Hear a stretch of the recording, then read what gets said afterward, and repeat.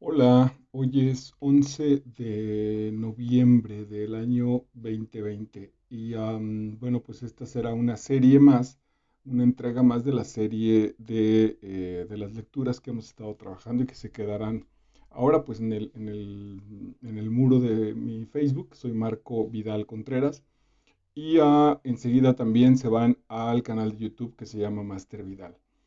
Hoy tiene una situación particular que pues probaremos por un tiempo. La estoy grabando directamente desde mi celular, ya no en vivo en Facebook, porque tuve problemas con la situación del sonido, no se estaba entendiendo mientras pasaba en vivo. Y entonces la primera ocasión, bueno, pues la gente me manifestó que no escuchaba la grabación y ayer mismo sí ya no, ya cuando la subí al muro ya no se escuchaba todo distorsionado. Entonces, bueno, vamos a probar hacerlas grabadas y después se irán a estos lugares donde ya te mencioné. Son las 11 de la mañana, entonces el asunto de la noche, bueno, pues era que la gente estuviera conectada en vivo y por ahí pudiera revisarlas. Y la otra, pues que había mayor silencio, no las hacemos desde un estudio, las hago desde mi casa.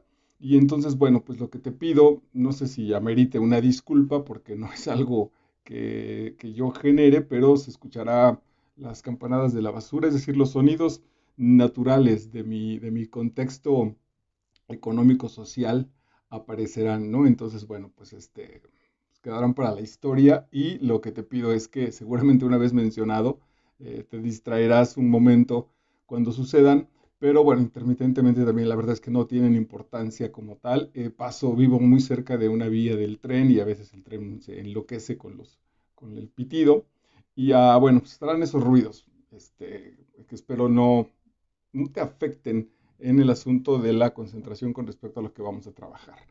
Hoy vamos a trabajar un texto maravilloso que se llama Diana o la cazadora solitaria. Voy a hacer brevemente una, mm, una introducción. Carlos Fuentes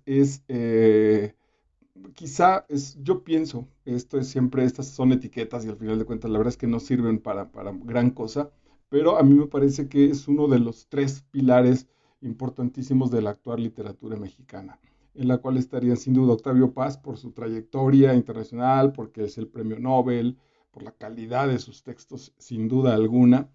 El maestro Carlos Fuentes y Juan Rulfo seguramente son como los tres elementos quizá a nivel internacional más importantes y más conocidos de la literatura actual mexicana, como estos soportes históricos. Fuentes, en realidad, él se planteó que toda su obra literaria es un asunto de reflexión sobre México. Uno de sus temas era qué es México, qué somos los mexicanos, cómo nos comportamos, qué nos determina, cómo nos movemos en el mundo, y cosa que él hizo, pues, desde pequeño al ser hijo de un embajador. Entonces, incluso nació en Panamá, me parece que él nació en la ciudad de Panamá, pero bueno, enseguida también fue registrado como mexicano, habló perfectamente inglés, francés, lo entendió también de la profesión, es decir, esta situación de roce internacional, pero siempre considerándose él muy, muy creado a partir de la cultura mexicana, le permitió, me parece, una visión muy particular, muy objetiva en muchos sentidos, muy aguda, ese es el término que quería encontrar, muy aguda, muy puntual para determinar muchísimas cosas. Por supuesto que hay temas que duelen, por supuesto que no es un autor tan popular, aunque sin duda es muy conocido, pero no es tan popular como en otras latitudes. Me parece que el pueblo ama, sabe, lee, venera a sus autores nativos. Aquí no es el caso exactamente de México, quizá por nuestra cultura o escasa cultura literaria. Pero bueno, el asunto es que Fuentes hace esa determinación sobre México. Y el otro punto por el cual está en este grupo de textos que hemos trabajado en este canal, en este espacio de Master Vidal, es porque esta en específico, esta novela, estoy en la confusión porque esta obra está en la frontera entre ser una novela y ser un ensayo. No un ensayo literario, sino un ensayo sobre la vida, un ensayo sobre lo que Fuentes le toca vivir o asume a vivir en ese tiempo. Por ahí me parece que estaba en el cambio la parte histórica se da en el cambio de 1969 a 1970, en la noche de Año Nuevo, es que se reencuentra con Diana Soren, ya la había conocido, y entonces a partir de ahí empieza y durará unos meses, lo que dura una película, que es un muy bonito juego como de cajas rusas, lo que dura la grabación de una película en la que Diana Soren, que es actriz estadounidense, participa. Ese es el periodo histórico que desde el cual nos va a hablar. Y seguro se inventará, él lo dice, me inventaré algunas cosas y serán ficciones, y otras no, otras son absolutamente históricas y reales. Él asume también que para ese momento, aunque todavía no era el gran maestro, Carlos Fuentes, bueno, ya era muy conocido, ya había sucedido el 68 y su renuncia en la embajada francesa a partir de los eventos que se desataron en la Ciudad de México. Él asume eh, que todavía hay una especie de Carlos Fuentes ser humano, que hay un personaje que ya se ha ido construyendo históricamente en México y en el contexto cultural mexicano como el autor Carlos Fuentes. Bueno, ese autor Carlos Fuentes va a pasar una temporada, lo que dura esa película, con esta mujer, y desde ahí nos va a regalar sus reflexiones sobre lo que ve en la cinematografía, sobre lo que ve en el pueblo de donde se está grabando, que es un pueblo en la Sierra de Durango, y él mismo, ¿no? Él mismo en contacto con estos extranjeros, con este mundo de Hollywood, con este mundo, él lo dice, falso, este mundo superficial, desde donde lo ve él, qué cosas le generan dolor, qué cosas le provocan dolor como mexicano. El abandono casi cínico de su mujer, él estaba casado, va a una fiesta, esta fiesta que les platico de Año Nuevo, se prende muchísimo de Diana Soren, le empieza a tirar la onda, le coquetea, su mujer le reclama y ella con toda dignidad, digamos, le dice, pues te espero en la casa y se va. Y este tipo, bueno, Fuentes solo va a su casa por algunas camisas, ropa limpia, porque se va a ir de viaje con esta nueva amante justo, frente a en las narices, diríamos, de su mujer, y no reflexiona en ese sentido moral a partir de eso, al contrario, se da cuenta. Otro punto más que quiero agregar es esta capacidad maravillosa que tiene Carlos Fuentes. Ayer, mientras preparaba la charla, pensaba casi, casi un asunto místico. Él lo dice ahí, pues le dice, la mujer, la Diana le dice, acompáñame a las grabaciones, y ahí estás en una silla, te tomas unos tragos, y ahí estás como mi muñequito un poco, ahí como presumirte, porque Diana es casada, está siendo amante en ese espacio-tiempo del maestro Fuentes, y él dice, no, a mí déjame en las mañanas, no, mis mañanas no me las toques porque son sagradas, me dedico a escribir. Pasa un tiempo en el desarrollo de la novela, si ya la leíste, donde se mete en crisis y no escribe, y eso atenta contra él. A lo que voy es a que tiene un punto que a mí me parece casi místico, donde es tal su posición de observador a partir de ser escritor, que digamos que la realidad se le desvela de otra manera. Diría yo que ahí envidio mucho en él. Yo, por ejemplo, las relaciones personales las vivo muy a flor de piel, entonces me siento lastimado, a veces me coloco como víctima, a veces lastimo, y es casi enseguida mi reacción. Fuentes no, Fuentes hace una especie de observador justo de lo que él está viviendo en la relación. Entonces él se da cuenta que está siendo cruel y lo puede revisar, casi meditar y encontrar por qué está haciendo de esa manera, o en los celos, ¿no? El asunto al final de la novela de los celos es maravilloso, y él sabe y toma la distancia de decir, este es un asunto terrible, estoy atrapado por los celos, estoy sintiendo celos, y a partir de ahí esos celos los mete en la visión inteligente. Inteligente quiere decir el que lee dentro, el que lee en el teleyere, que sería como la narración. Inter es entrar a la narración, esa es la persona inteligente. Y él entonces aplica eso, y en su mundo pasional, en su mundo atrapado por el monstruo de los celos, él es capaz de sumergirse y revisar y decir, ok, estamos sintiendo celos, está pasando esto, tengo la garganta apretada, tengo los puños así, estoy pensando esto.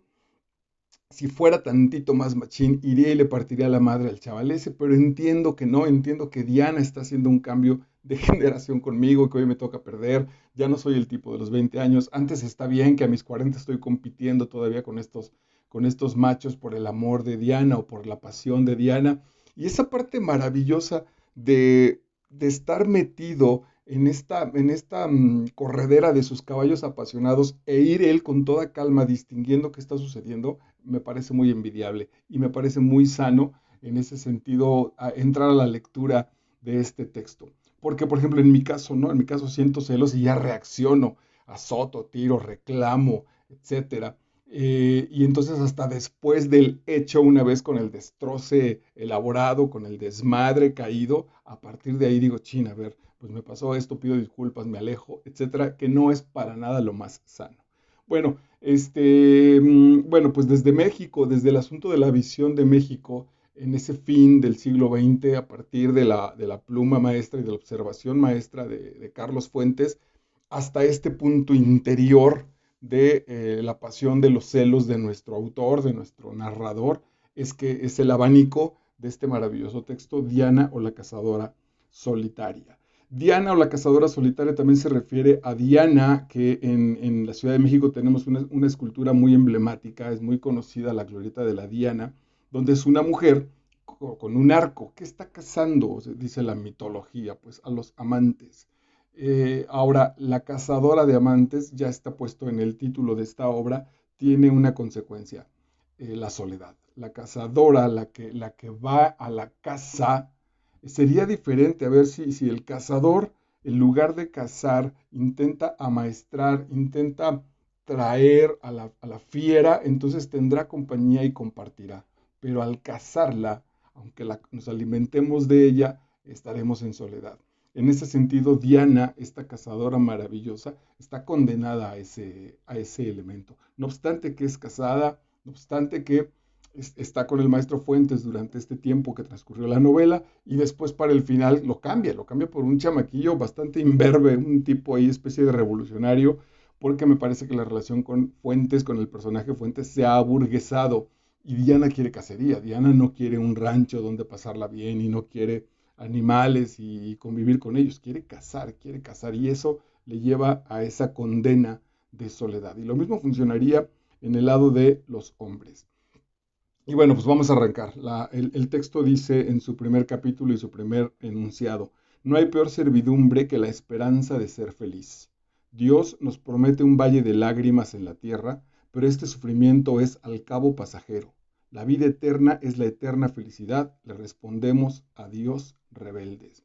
Ya sabemos que este lugar, todo esto son conversaciones culturales desde las cuales partimos, no estamos hablando de un asunto científico, esta es la base desde la cual nos movemos. Dios nos puso una existencia sufridora, una existencia sufriente. Y aún en esta existencia sufriente intentamos pasarla bien, intentamos decir, pues aún así la vamos a pasar bien y vamos a dar el salto porque nos espera la eterna felicidad. Y entonces dice, esa es la peor de las esclavitudes, esa es la peor de las servidumbres, la servidumbre a la esperanza, la servidumbre a que todo irá mejor, a que todo en algún momento cambiará. Nosotros nos convencemos de que conocer la vida y vivirla bien es el supremo desafío a Dios en su valle de lágrimas. Si ganamos el desafío, Dios de todos modos se venga de nosotros, nos niega la inmortalidad a su vera es a su lado, nos condena al dolor eterno. El Dios enmascarado, al cual solo podemos vencer agotando las armas del mal que Él mismo creó, sexo, crimen y sobre todo la imaginación del mal, nuestros pensamientos determinados. ¿Cómo le ganamos la batalla a este Dios?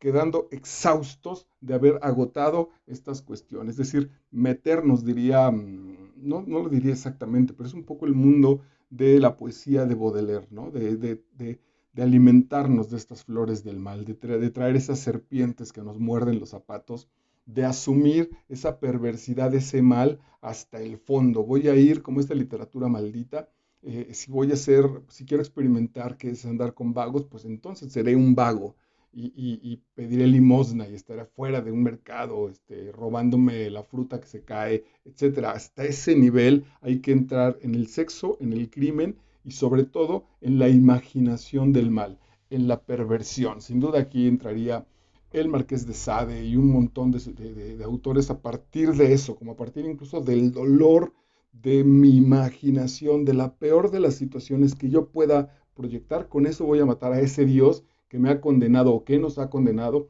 a este mundo de valle de lágrimas. Pero atención, solo asesinando al Dios usurpador llegaremos limpios de cuerpo, liberados de mente, a ver el rostro del Dios primero, al buen Dios. Fuentes en esta situación, lo que nos está cambiando es, ok, si esto es un valle de lágrimas, vivámoslo a tope, hasta, sí, tope, creo que es mejor, mejor, lo más claro, hasta que pum, hasta que reviente, hasta que estalle, hasta que las tripas hagan pum, cabrón, porque a partir de eso vendrá esta especie de liberación, a partir de eso vendrá esta especie de paz, y entonces ese Dios tentador, ese Dios maldito y señalador reventará con nosotros la experiencia y también se le caerá esta máscara al Dios usurpador y aparecerá el buen Dios. Solo podemos saber de Dios lo que Dios no es. Este asunto es muy filosófico, entonces como Dios es otra materia, el lenguaje se queda corto. Como Dios es otra sustancia, como Dios es otra esencia, y en realidad no tiene ni sustancia ni esencia, entonces solo podemos determinar o encontrar en Dios lo que no es. Si un niño dibujara una mancha y entonces nos dijera, papá, tío, ¿qué es esto? Nosotros le diríamos, bueno, no lo sé, pero estoy seguro que no es un elefante y estoy seguro que no es un escritorio. Me hizo pensar justo en el personaje claro, esa podría ser, a lo mejor por ahí está, ya lo tengo trabajado, podría ser un anexo, el soldadito de plomo. El soldadito de plomo, perdóname, el principito. Cuando el principito presenta su dibujo de la serpiente que se ha comido un elefante, la gente, nosotros, al ver lo exterior, entonces nos parece un sombrero. Por eso la respuesta cuando él preguntaba por su dibujo era un sombrero, porque no podíamos ver que en ese dibujo que es una serpiente engordada por un elefante en la brutal y maravillosa imaginación del principito, como no podemos ver eso, que nos resultaba imposible porque solo se puede ver lo que es esencial, lo esencial no se puede ver con los ojos, dirá más adelante, entonces decíamos lo primero, lo que se nos ocurría. Es un poco eso, Dios está dentro de esa serpiente, pero no lo podemos notar. Entonces nos acercaremos diciendo lo que no es. A eso se refiere Carlos Fuentes en este texto. Y entonces abre de este gran abanico universal y filosófico, insisto, para el final del texto de Diana o la cazadora solitaria, al asunto absolutamente personal y determinado a partir de sus tripas y su corazón con respecto a los celos. Origen y destino deben ser inseparables, memoria y deseo, el paso vivo en el presente, el futuro aquí y ahora.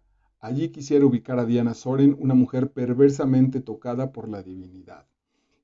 Esto está lindo y espero a mí me parece que de esto se tratan estas cápsulas de aparente traducción literaria, de que este elemento, dice Octavio Paz en El arco y la lira, el arte que somos capaces de descubrir y de desentrañar, revisemos también cómo lo trabajamos en nuestra propia vida. En nuestra vida, ¿quién es Diana Soren? Soy yo mismo una Diana Soren para mí mismo, lo que significa que reconozco en mí o en mi pareja o en mis hijos o en mis mejores amigos este grado de divinidad, este grado de que la amistad con cualquiera de mis amigos no está en el pasado ni en el futuro, sino en un presente relativamente eterno, en un presente donde cada que veo a un amigo me reintegro a ese hermosísimo canal. Tengo uno de ellos, el querido y maravilloso Luisito Solares, que nos hicimos amigos en la secundaria y a partir de la secundaria, que esto sucedió hace 30 años, tal vez más, 35 años ya, hoy estamos en el 2020, nos hemos vuelto a encontrar 3 veces, 4 veces, cuando más. Ahora, bueno, con las cosas tecnológicas es muy fácil mandarnos mensaje, de hecho todos los días nos mandamos un mensaje de WhatsApp, pero en los encuentros antes de este WhatsApp nos escribimos mucho tiempo, pero físicamente nos hemos vuelto a ver 3 o 4 veces en 40 años, en 35 años. Y siempre ha sido como aquella anécdota de un maestro español que una vez puesta la guerra, dijo, bueno, pues empezó la guerra, chicos, váyanse a sus casas. 30 años después, cuando la guerra acabó, que se encuentran en la escuela, la primera frase del maestro fue, bueno, pues como les iba diciendo en la clase anterior, y la continuaron, es una belleza. Eso sucede en mi caso con este maravilloso Luiso, que es asunto de que cada que aparecemos es donde dejamos la última vez la conversación de nuestra amistad y de ahí nos seguimos. El contexto, el tiempo, los temas pueden ir cambiando. Pero los dos tipos que se encontraban en la secundaria relativamente de manera accidental, en ese momento no teníamos conciencia de la trascendencia que iba a tener en nuestras vidas ese contacto en un camión repartidor de alumnos en una escuela secundaria en la ciudad de Gómez Palacio, en Durango. Bueno, ok, dice Fuentes, en esta tierra solo podemos amar si sacrificamos al amor, si perdemos al ser querido por nuestra propia acción, por nuestra propia omisión. Estamos condenados, es una pregunta, diría, a amar a partir del dolor. Dice en una rola maravillosa Fito Páez que solo lo que amas se destruye. Tendría que ver mucho con una especie de curiosidad infantil, con una especie de curiosidad nata, de que quiero ver de qué está hecho la maquinita que me regalaste. Le regalamos a un niño un aparato electrónico y lo despanzurrará para ver qué sucede, qué hay adentro, de manera natural, igual con nuestros amores y nuestras amantes. ¿Qué hay detrás de eso? ¿Dónde se encuentra eso que llamas amor por mí?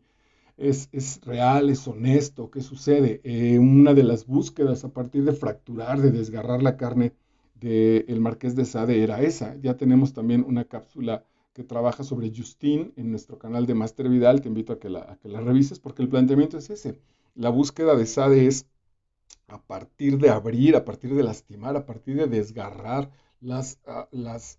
dice él, el templo de Venus, de desgarrar los orificios de nuestros cuerpos, de abrirlos a ver qué encuentro, es que se produce muchísimo dolor. Cuando la búsqueda incluso era como a ver si abriendo este orificio corporal aparece Dios y me muestras tu cara, tu ser, tu esencia, a partir de reventar mi propio ser.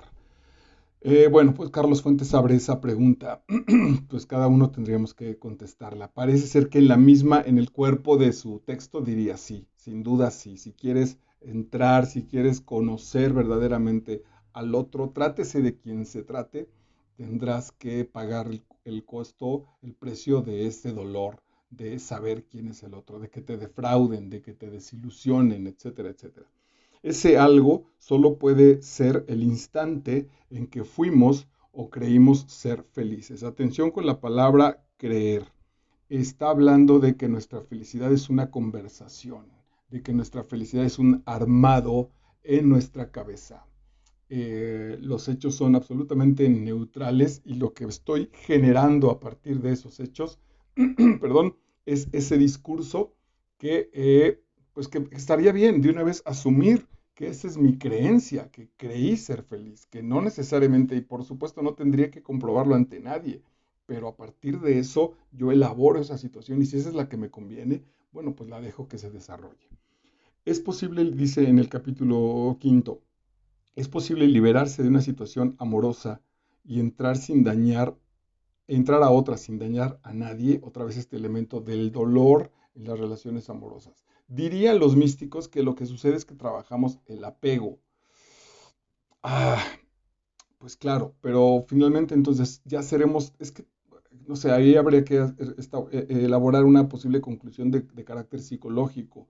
Finalmente, el apego también es el reconocimiento, la cercanía con el otro. Irremediablemente al despegar una situación, pues causará sensaciones, etcétera, etcétera. No sé si estamos ya lo suficientemente libres para entrar a ese juego, para ese ser, dirían también los místicos, que en la sexualidad no es tan sencillo, que hay todo un asunto metafísico, espiritual, que en una relación sexual me acompaña y recibo y se intercambia esa energía con la otra persona. No es una cuestión, nuestro ser parece ser, no está hecho para entrar a una relación sexual, entrar a ese nivel de intimidad y salir relativamente inmune, relativamente limpio de esa situación. Siempre hay un intercambio, dejo algo de mí y me llevo algo de mí. Posiblemente en estados avanzados de evolución puede entrar. Entonces, si de pronto yo no tengo una relación en este caso, desde mi heterosexualidad, no tengo una relación con esta mujer,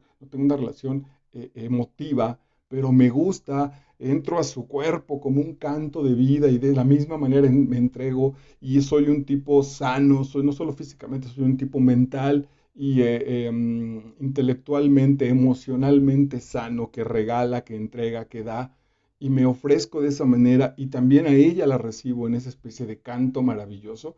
Entonces ahí es posible que, aunque no tengamos una historia, cada uno después se pueda zafar y se pueda salir incluso enriquecido, sin generar una traición, sin generar un apego, sin generar un castigo ante eso. A nivel personal creo estar todavía lejos de esa posibilidad y entonces, bueno, pues voy todavía yo un poco por el camino más tradicional del conocimiento, de la fidelidad, del compromiso, etcétera, etcétera. Pero no lo descarto que se pueda generar así. La naturaleza así funciona, ¿no? Claro, la naturaleza no tiene la conciencia de la libertad de los hombres, es decir, la abeja que intercambia el polen entre flores, no dice la flor 4 con la flor 8. Es relativamente azarosa esa situación que genera la vida. Estamos ya los hombres listos para eso. Algo va a comenzar, pero solo a expensas de lo que va a terminar. Este proceso de vida y muerte que nos haría mucho bien aprenderlo. Hay mucho dolor, muchísimo dolor en este 2020 que se ha remarcado pues por la cuestión del virus famoso de la pandemia y entonces la gente volvió a hablar de muertos. Seguramente a mí me da la impresión porque los números objetivos no son ninguna situación escandalizante. Si este virus solo hubiera caído en un país, es muy probable que fuera una noticia relativamente curiosa. Pero como se hizo mundial, entonces ha desatado el contexto de la muerte. Y es bien interesante revisar cómo ese contexto de la muerte la gente no se lo plantea y se lo renueva, sino trabajamos bajo las mismas situaciones. Entonces he sufrido 15 veces por los 15 muertos de los cuales he sido testigo en este año. Ahí podríamos modificar, empezar a modificar nuestras bases para ir generando otras disposiciones. Entonces, si de todas maneras vamos a morir, ese ejercicio de morir que sea cada vez menos doloroso, menos sufridor, y no sé si algún momento pudiéramos dar el cambio, hay culturas que ya lo tienen, de que sea incluso gozoso como tal. Los encuentros de un hombre y una mujer ocurren a dos niveles. Uno externo, filmable. Acuérdense que está este juego maravilloso de cuál de las dos es la vida. Es decir, estos hombres en ese pueblito en Durango, me parece que se dedican a hacer cine, están intentando mostrar la vida. Lo que sucede en una película es la vida. Sin duda sí, en tanto profesionales del evento, en tanto los actores están, el actor vive su vida como actor y el realizador lo mismo, y los técnicos y los creativos, etcétera, etcétera. Sin embargo, pensaba también, es tan aburrida, tan escasa mi propia vida que tengo que crear otra para que sea vista. Entonces, bueno, uno externo, filmable si ustedes quieren, es el nivel del gesto, la actitud, la mirada, el movimiento. Es más interesante el nivel interno, por eso ahí es lo que decía en la introducción, este ojo de Carlos Fuentes que dice, ok, esto es lo que está pasando, ¿qué hay abajo de esa situación? Y todo el texto se la pasa diciendo, los actores que en el set representan un papel, incluso representan un papel de ellos mismos, juegan a ser la estrella de Hollywood y en la intimidad o en la tarde en medio de unos tragos son seres humanos casi despreciables por sus adicciones, por sus miserias, por su situación espiritual tan baja, por su necesidad amorosa tan brutal y tan ruda que disfrazan de alcohol, de desmadre, de groserías, de excesos, de droga, etcétera, etcétera. Es más interesante el nivel interno en el que comienzan a surgir y a agolparse sensaciones, preguntas, dudas, escarceos con uno mismo, imaginaciones, sobre todo la imaginación de ella misma, qué estará pensando, cómo será, qué se imaginará de mí. Ese es el siguiente paso de cualquier relación de acercamiento con otra persona. Me atrae físicamente, supongo, me acerco y después estará pensando en mí. Creo que es, a ver si no me equivoco, el maestro Javier Villaurrutia, espero no equivocarme, una obra, porque ahora no estoy seguro si el personaje de la de esa obra de teatro es Javier Villorrutia o él escribió, perdón por esta falta de precisión, que se llama ¿En qué piensas? Y que es una pregunta verdaderamente complicada. Ahora, cuando me la hacen a mí, pienso que están traicionando mi intimidad. No sé si digo la verdad cuando me preguntan en qué piensas. Yo creo que no. Creo que en realidad cuando me preguntan en qué piensas, nunca he dicho la verdad. Porque el asunto me parece una traición a la intimidad. Es decir, quieres penetrar tanto en mí que quieres saber incluso qué está pasando aquí. No es una opinión, ¿eh? Porque si me dicen qué piensas de este asunto, bueno, pues sin duda se genera una opinión, se generan creencias, etcétera. No, no, es que en mi intimidad me pescan, no estando de acuerdo al momento, según mi interlocutor, si él piensa o ella piensa que no estoy concentrado, que terminamos de hacer el amor y yo me quedo ensimismado, y si ella se imagina que estoy pensando en otra, que estoy pensando en la traición, etcétera, y establezco ahí la pregunta ¿en qué piensas? A mí, el nivel personal me parece una traición. Sin embargo, me parece un abuso. Sin embargo, es muy válido, ¿no? A ese nivel queremos estar, en esa situación queremos llegar al otro y saber qué sucede en su interioridad, en su mente, en su corazón, y ver, por otro lado, a lo mejor en nuestra necesidad y en nuestra orfandad, saber si podemos estar ahí, saber si la otra que acaba de entregarme físicamente su cuerpo me tiene considerado ahí guardado. Bueno, en fin, está padrísima la pregunta. En la página, bueno, más adelante tiene una frase sobre el asunto de los mexicanos, que es, los mexicanos y los españoles nos deleitamos en negar o rebajar la existencia del otro. Me sorprende, yo he tenido la experiencia de que los españoles ya no lo hacen o que incluso no lo hacían, pero también este es de pueblos que fueron conquistados, nosotros por los españoles, y ellos estuvieron antes de llegar con nosotros 800 años en una conquista árabe, ¿no? En una conquista francamente, pues sí, sí, invasora, que seguro les modificó en muchos sentidos. Eh, eh, um, ¿Qué pasa con eso? Que cuando tenemos un elemento que nos oprime, a los oprimidos, a los que estamos abajo, a los de abajo, diría, parafraseando otra obra literaria, a veces nos conformamos con que no nos vaya tan mal como entre nosotros. Es decir, Carlos Fuentes tiene una obra de teatro que se llama El tuerto es rey. El tuerto, el que está en el plan intermedio entre el que ve bien y el ciego, por esa sola diferencia en ese grupo de esclavos, ya se siente, ¿no? Ya se siente más que los otros. Pensemos en los policías que están en las puertas de los centros comerciales o de las compañías poderosas. Si no reciben capacitación, tienen un poder que no les va, es decir, son como nosotros, son pueblo, pero se comportan como si no lo fueran. Justo por eso, porque a partir de ahí generan esta especie de abuso, porque todos al final de cuentas somos sometidos. Esto es muy, muy radical y muy doloroso y muy nefasto incluso a nivel familiar. Si papás y mamá tuvieron vidas frustradas y se encargan de remarcar su superioridad a partir de los hijos, genera broncas verdaderamente terribles. Entonces, revisa, ahí es un buen momento para revisar, y para eso funciona también la literatura, para revisar si yo estoy siendo un papá frustrado, porque seguramente estoy entonces pisoteando la sensibilidad de mis hijos, de mi mujer, etcétera, de acuerdo al machismo con el que trabaje, etcétera. El problema de la pareja es dejar de inventarse. Esto está muy bonito, y muy fuerte.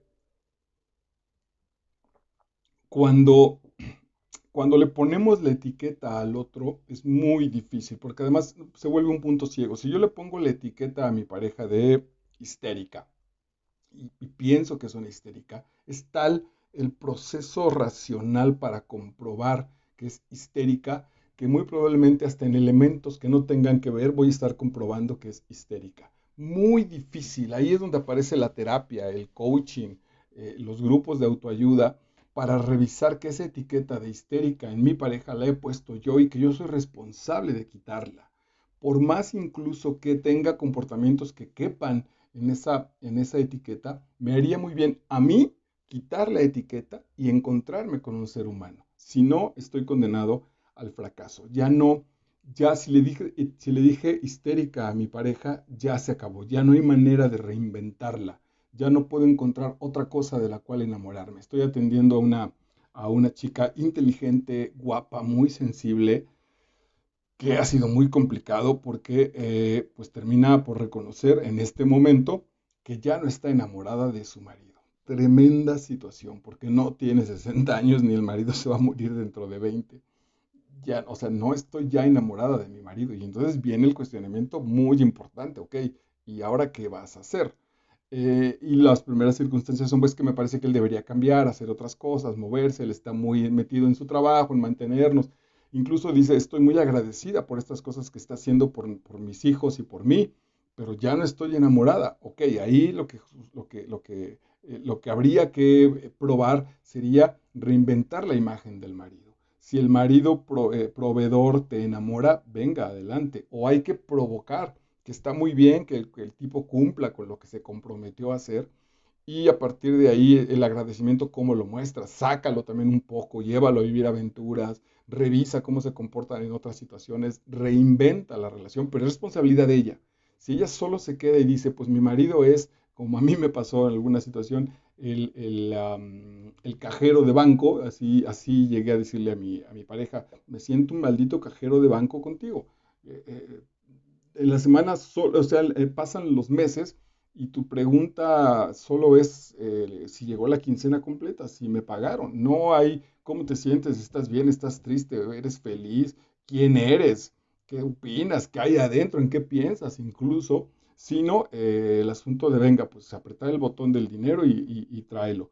Y evidentemente esa relación terminó, la encuadramos y se acabó.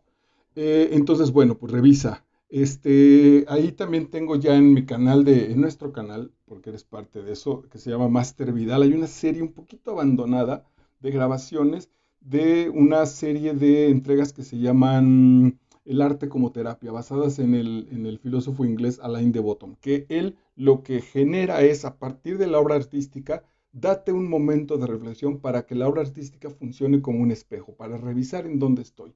No basta con venir y comentar el texto, sino muchas de las preguntas, cuando menos que ahora yo estoy intentando que lleguen a ti, son: revisa si en tu relación de pareja ya no se está inventando, si en la relación con tu hijo dijiste, es mi hijo, dijiste, perdón, si o no dijiste, mi hijo es un burro, mi hijo no es bueno para la escuela, y a partir de ahí ya no reinventas esa posibilidad. ¿Cuántos de nosotros estamos condenados desde la infancia a vivir experiencias traumáticas con las matemáticas, con la literatura, porque en la herencia familiar es lo que nos han venido diciendo? Y entonces de pronto descubrir que no somos eso es verdaderamente maravilloso, a veces muy doloroso para el contexto que nos rodea. Como puente entre un país convulso, mustio, rural, encerrado, y una nueva sociedad urbana, abierta y acaso demasiado abúlica, abúlica es hambrienta, demasiado cómoda e inconsciente. Un espectro de la realidad mexicana se desvanecía solo para que otro tomase su lugar. Está hablando Fuentes, por eso este texto es maravilloso, porque revisa su situación personal y a partir de su situación personal puedo revisar también cómo está México. No es nada sencillo. Para eso sirve mucho. Creo que aquí está en Diana la cazadora solitaria el contacto con estos gringos, las noches que pasa con esta extranjera con respecto a él, que es Diana Soren, permite reconocerse a él cómo sus respuestas traen un contexto de que soy mexicano, así respondemos los mexicanos, y eso, ser consciente, es muy valioso. Ya lo he comentado en mi grupo de teatro, en una cena en Londres. Fue interesante porque nos sentaron a propósito separados a todos los grupos de teatro para que tuviéramos interacción con la gente. Entonces yo cené frente a un francés y a un lado de una argentina, y aquí estaba un inglés, y aquí estaba alguien de Canadá. Entonces, bueno, entre las lenguas ahí que queremos expresarnos, el poquito inglés que pudiéramos establecer, más o menos nos entendemos. Hay muchas situaciones de amabilidad, de si me voy a servir refresco, volteo a ver a mi compañero, a mi amigo y le ofrezco primero. Esas cuestiones lindas de ir tejiendo un acercamiento, no obstante el asunto de la lengua. Bueno, pues a la media hora, a los 40 minutos de la cena, los mexicanos encontraron una guitarra, se arrinconaron en un espacio del restaurante y empezaron a cantar canciones mexicanas.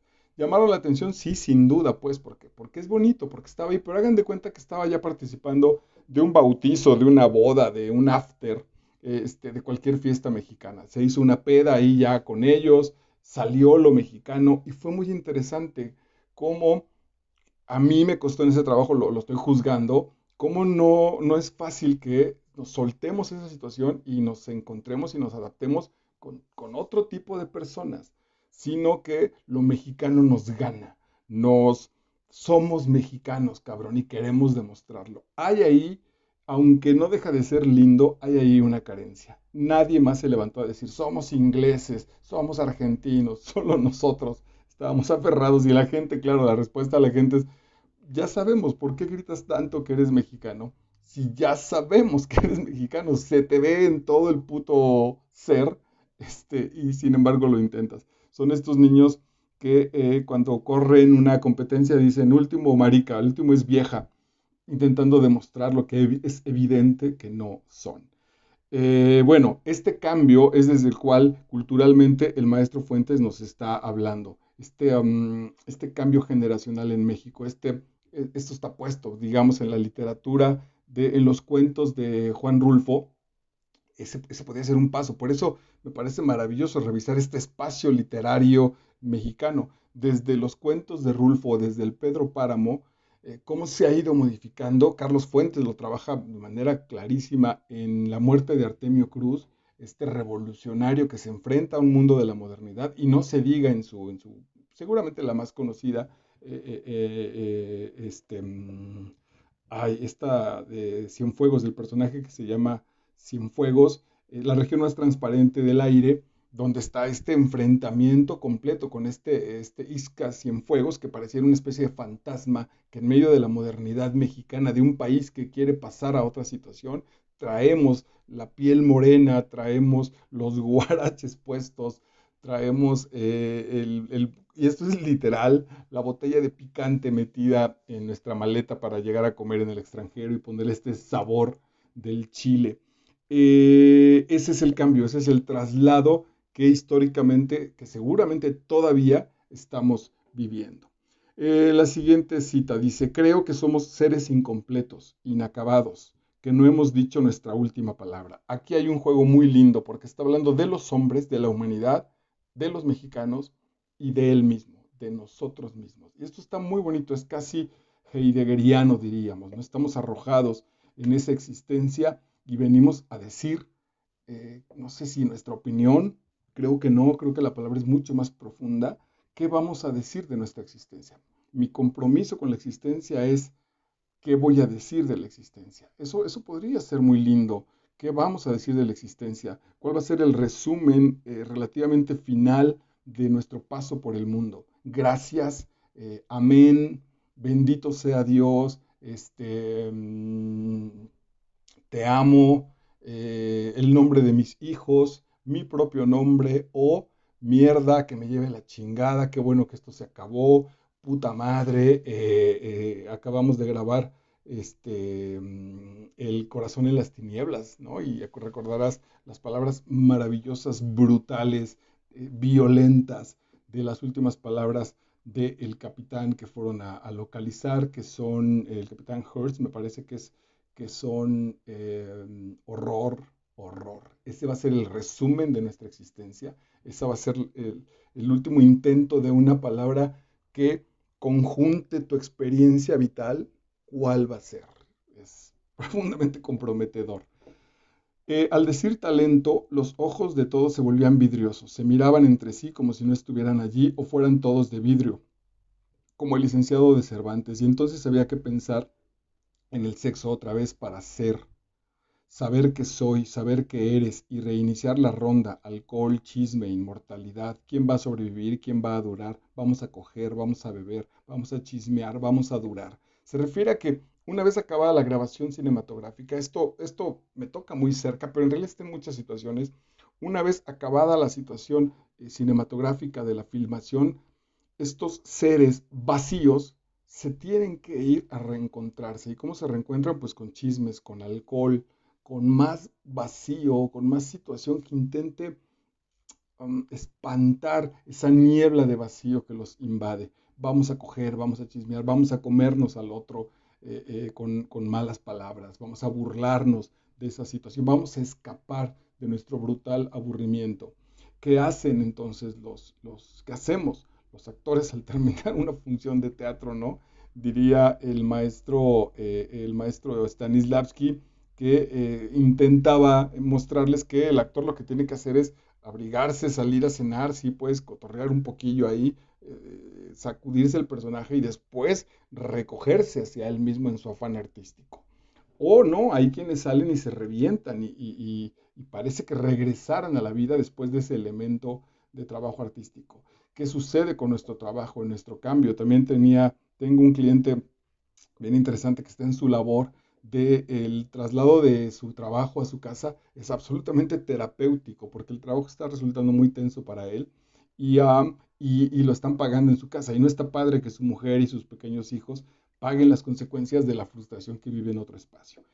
Ese es el punto. ¿Cómo no encontramos entonces o por qué no nos abocamos a encontrar esa paz, si es que existe? Aquí el asunto complicado con el maestro Fuentes es que a lo mejor no existe. Esa paz, esa serenidad en cualquiera de los espacios que habitemos. Soy el mismo en el trabajo en términos de paz y de tranquilidad que en mi casa, que en una fiesta, que en el teatro, etcétera, etcétera.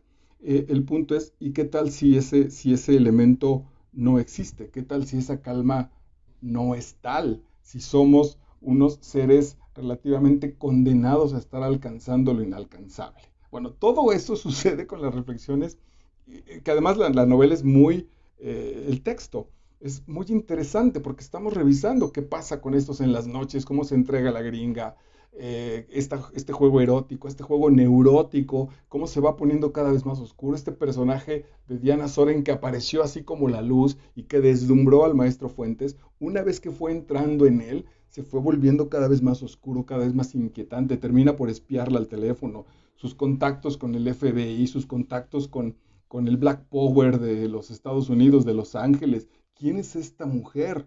Esa es la gran aventura, el gran laberinto de cómo entramos allí. Pensé ahorita al decir laberinto justo en la película de El Resplandor de Kubrick, ¿no? Que el tipo va a esta especie de aislamiento, se lleva a su familia, está ganando dinero, cuidando ese espacio y entonces se vuelve en un infierno. Se mete en el laberinto literal y busca asesinar a su mujer y a su pequeño bodoque, porque entrar en el mundo de los otros y reconocer, revisar los fantasmas puede ser aterrador. Ahora estamos relativamente condenados a eso, es el precio que hay que pagar para acercarnos, nos lo planteó Fuentes hace unas cuartillas.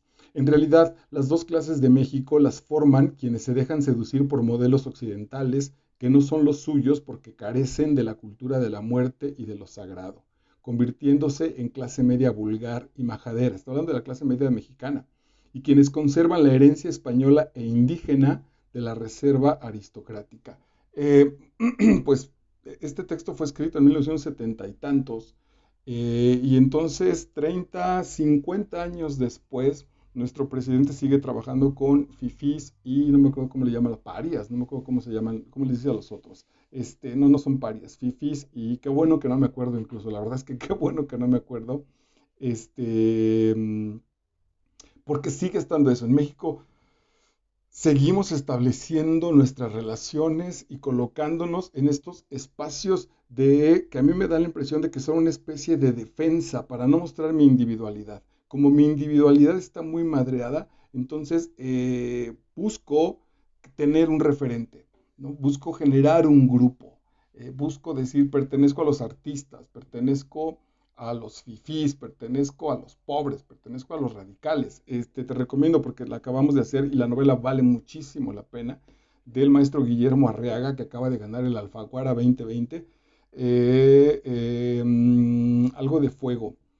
Ya también la grabamos, ya está aquí puesta, donde él abre con una cosa, Salvar el Fuego se llama, maravillosa. Hay una especie de una introducción muy poderosa donde está México dividido entre los que tienen posibilidades económicas, pero que viven aterrados de que los pobres no los invadamos y no los devoremos, y la otra mitad de los pobres, la del mundo de la aldea, la del mundo radical, la del mundo violento, donde algunos pues sí van y determinan arrancar un pedazo de riqueza a esos ricachones, esos fifíes, pero mientras ese mundo en la novela lo desarrolla muy bien con la relación entre Marina y el personaje José, no recuerdo qué, este, mientras no nos hagamos uno solo, de manera amorosa, de manera abierta, mientras existe esta división va a existir un asunto violento. Pero esa división a mí me parece que es una división interior.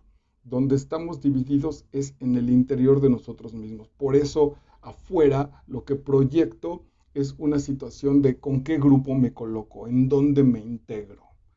Estoy respondiendo cosas con este ejercicio muy importantes para mí mismo. Había decidido que ninguna mexicana adquiriese poder sobre mí mediante el capricho, la vanidad, el orgullo. Me adelantaba a ellas, les daba una sopa de su propio chocolate. Me habían herido demasiado de joven, eran débiles, vanidosas, fáciles de convencer, cuando sus padres me borraban de las listas de maridos elegibles por la simple razón de que yo ni tenía dinero y mis rivales sí. Esta, esta humillación que vivió Carlos Fuentes cuando se enamoraba de alguna chica linda, que el contexto de los padres era, bueno, pues a qué familia perteneces, en qué trabajas, cuánto dinero tienes, le generó un rencor, ¿no? Le generó un problema y entonces decidió que cuando menos con las mexicanas un poco la decisión de los adolescentes es, bueno, pues ahora me cojo a todas las que aparezcan y no me entrego. Y si tienen dinero y si son, si saben mucho y etcétera, bueno, pues con más ahínco.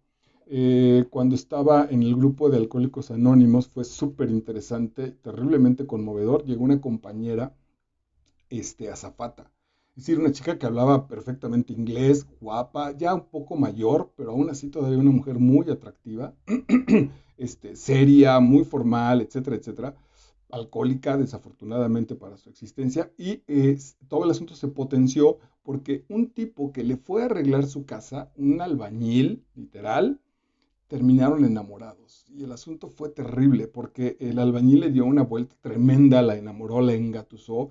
Entonces ella pretendió blanquearlo un poquito, le compraba ropa, le puso un maestro para que le enseñara a hablar.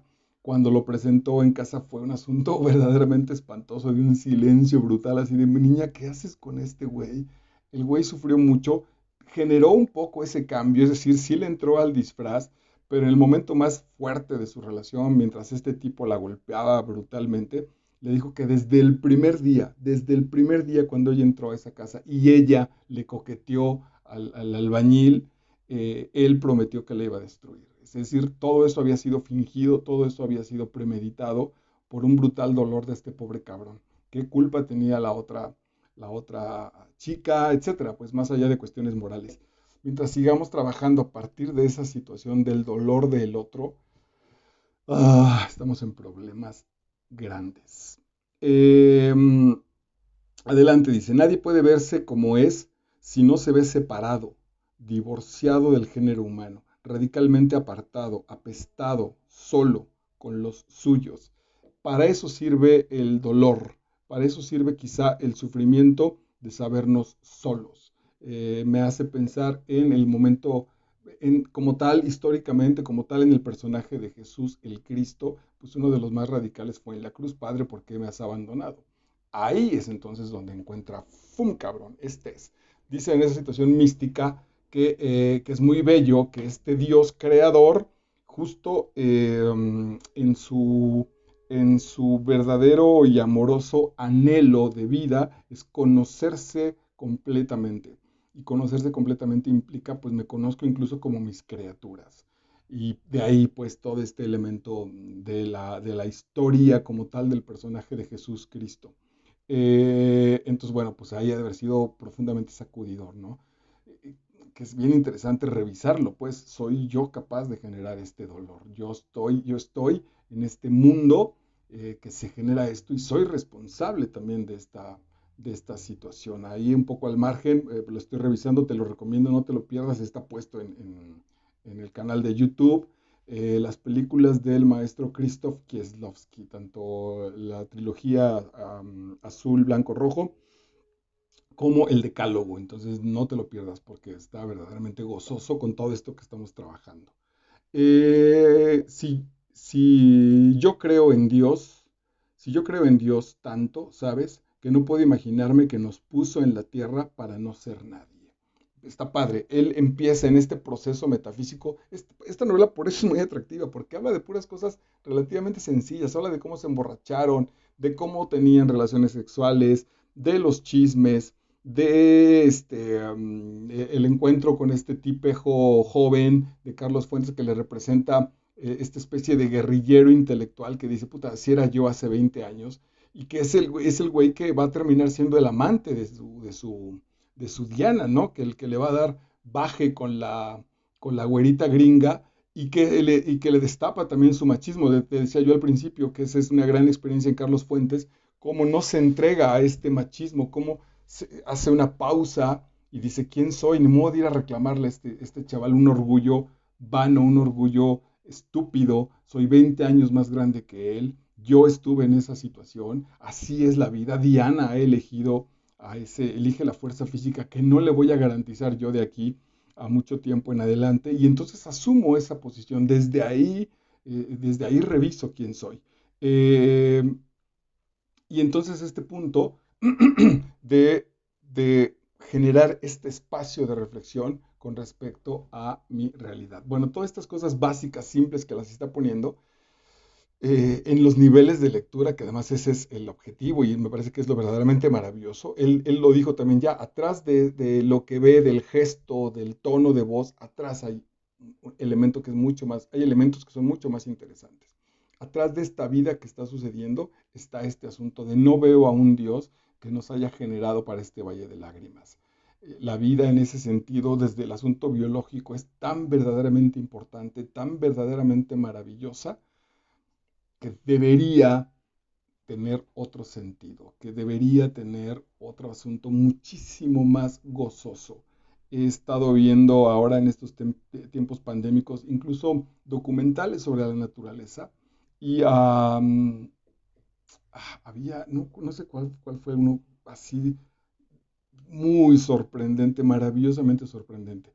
Me parece que te voy a citar uno de los que me ha llamado la atención, que los leones, los felinos cazadores que están en el tope de esta pirámide, difícilmente se alimentan de un cachorro de cervatillo o de cebra. Los cachorros no, van por los elementos más lentos, por los elementos que ya incluso relativamente están condenados a morir y ser parte de esa cadena alimenticia. Es decir, los cachorritos de cebra, los cervatillos, los respetan. ¿Dónde está esa maravilla puesta que no tiene un asunto de inteligencia racional y que guarda ese proceso vital? Eso es verdaderamente maravilloso. Bueno, pues en ese diseño, donde una abeja, donde, no sé si también si hay en África una especie hay un momento, una semana dura, donde todos los murciélagos se juntan en ese espacio y se alimentan y destazan, dejan limpia la situación de los árboles, ¿no? Y después en su vuelo de regreso a sus diferentes lugares, los murciélagos, en su desecho fecal, traen semillas que por otro lado, justo esas semillas van generando que la naturaleza se renueve. Es un paisaje, es un diseño impresionantemente hermoso. Ese sentido, esa base debe tener, dice Carlos Fuentes, un sentido mucho más importante. No venimos aquí solamente a sufrir justo, tener este valle de lágrimas, por más que aparezcan esas situaciones profundamente dolorosas allí. Bueno, el final, el penúltimo párrafo. Diana Soren, esta diosa gringa, esta diosa blanca, ese es bien interesante, también hay que revisar ahí. Yo vengo de la experiencia, no sé si en mi caso posiblemente fue una especie de trauma. Mi papá, yo no sentí que mi papá amara profundamente a mi madre. Sin duda lo vivió, pero no lo manifestaba, por su razón, por lo que quieran. Pero me acuerdo que él decía, a mí nunca me han gustado las güeras, no me gustan las güeras, me gustan las morenas. Yo no sé si era un poco como de condescendencia con respecto a mi madre es morena. De manera que a lo mejor yo se la compré y también me he comprado en la vida que las güeras no me gustan. Nunca he estado con una chica rubia, natural. Quizá hace poquito una de las relaciones importantes fue con una chica blanca, no precisamente una rubia, pero sí, sí, una chica blanca, que además hablaba varios idiomas y que tenía una personalidad maravillosa. Sin afán de criticarla, su gestionamiento emocional era muy pobre, estaba muy lastimada interiormente, pero pude reconocer cómo yo soporté muchísimas de esas situaciones a partir de que de manera inconsciente yo estaba muy satisfecho con mi novia blanca. No creo haberlo manifestado de manera, insisto, de manera racional, pero en el fondo sí sabía que yo me había conquistado ya por fin a una chica blanca, que estaba ella muy enamorada de mí, que bueno, insisto, con este punto de que manejaba varios idiomas y esa parte, pues hasta que apareció, pues, porque fue un tinte que nubló mi vista de estar enamorado de ella. Cuando ese tinte se fue abriendo, cuando esa pintura se fue deshaciendo y fue apareciendo la gestión emocional, pues encontré, digamos, en ese sentido que las blancas están tan madreadas como las morenas, lo mismo que los hombres, eso no tiene que ver con una cuestión genérica, sino de ese enfrentamiento. Bueno, esta diosa blanca, Diana Soren, esta estrella hollywoodense, a la cual vio borracha, a la cual vio humillada, a la cual en el teléfono el moreno de Black Power la trataba de la fregada, le decía, tú eres una pinche blanca barata, que quiere generarse su acto de pureza apoyando al Black Power, pero en realidad eres bien pendeja en su ignorancia intelectual, en su escasez de elementos artísticos reales, en su impotencia, en su brutal y espantosa y lastimosa necesidad de ser alguien a partir de los personajes que interpretaba. Esa es una de las partes más tristes del libro, que además me sacudió profundamente en términos de mi profesión como actor, de si mi personalidad es tan poco valiosa, que mi afán está en generar personajes que no sean yo, es verdaderamente hermoso, pero muy doloroso. Este bombón va a terminar de esta manera. Entonces Fuentes cierra ese viaje de conocimiento simple. He tratado, porque a mí me gustan mucho las historias del viaje espiritual, y entonces el personaje va al desierto, quizá la más obvia y la más sencilla, ya la tenemos también trabajada, fue ahora El alquimista de Paulo Coelho, que es radicalmente obvia de qué se trata este viaje espiritual. El Principito, El Soldadito de Plomo, La Muerte en Venecia, en fin, pues incluso voy persiguiendo ese nivel 7 del elemento del viaje espiritual. Fuentes, lo que abre los ojos con este libro es que el viaje espiritual está presente, no hay otra manera, porque solo hay espíritu, diría Wayne Dyer, solo hay espíritu y la expresión espiritual convertida en materia, a eso le llamamos realidad. Entonces, todo el tiempo es un viaje. Este momento, mientras estoy grabando esta cápsula para ti, es un viaje espiritual. Lo que me sucedió ayer, hay situaciones a veces verdaderamente mágicas. El otro día venía un poco apachurrado moralmente y un borracho atándose la cinta de su zapato, justo cuando yo crucé, levantó la cara y me dijo, venga, échale ganas, jovenazo. Y yo fue sacudidor profundamente porque, claro, estaba el contexto que yo venía en ropa deportiva y venía de trotar, pero no lo conocía. ¿De dónde salió esa magia para mandarme ese mensaje? A eso se refiere, que todas las oportunidades, todas las situaciones en tu vida son un viaje espiritual. Entonces vale la pena revisar en qué momento de ese viaje espiritual me encuentro. Y cierra diciendo entonces el penúltimo párrafo de nuestra obra. Diana Soren ha muerto. La encontraron pudriéndose dentro de un Renault en una callejuela de París. Llevaba 2 semanas allí. Estaba envuelta en un zarape de Saltillo. ¿Será el que se compró conmigo en Santiago? Santiago se llamaba el pueblito este de Durango. La noticia del cable dice que a su lado solo había una botella vacía de agua mineral y una nota de suicidio. La policía de París tuvo que llamar a la brigada de sanidad para desinfectar el callejón donde encontraron su cuerpo encerrado en compañía de la muerte. Después de 2 semanas, lo que quedaba de ella estaba cubierto de quemaduras de cigarrillo. Yo me pregunté, sin embargo, si al fin, en la muerte, ella se sintió a gusto en su piel. Ese final es... Después tiene un párrafo más con un final más histórico y más de cerrar la novela que a mí me parece que sobró porque el artístico, el final verdaderamente artístico, estaba antes. Haz este gesto, no es ningún defecto, haz este gesto para traerlo a la realidad, para decir, esto sucedió. Pero este cierre de párrafo, yo me pregunté, sin embargo, si al fin, en la muerte, ella se sintió a gusto en su piel. Y entonces cierro esta cápsula y te invito pues a esta nueva mecánica que será pues que ya las veas ya grabadas en mi muro de Facebook. Soy Marco Vidal Contreras en Facebook o en el canal de Master Vidal de YouTube. Y cierro haciéndote esa pregunta. ¿Tú en este momento de tu existencia estás por fin a gusto en tu propia piel? Muchas gracias.